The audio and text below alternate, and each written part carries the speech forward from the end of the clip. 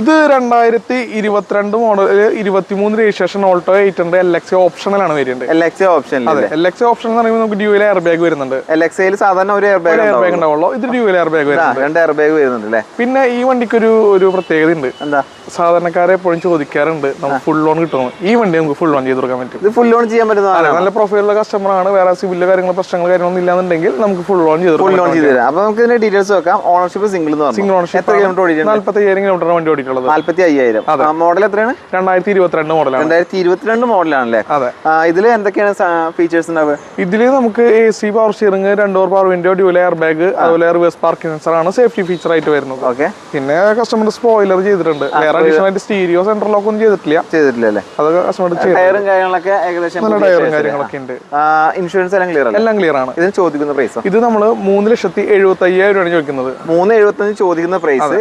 നല്ല പ്രൊഫൈലുള്ള കസ്റ്റമർ ആണെങ്കിൽ 3,75,000 രൂപ നമുക്ക് ലോൺ ചെയ്യാൻ പറ്റും. അതെ. ഡൗൺ പേയ്മെന്റ് ആയിട്ട് ഒന്നും കൊടുക്കേണ്ട ആവശ്യമില്ല. ഇല്ല.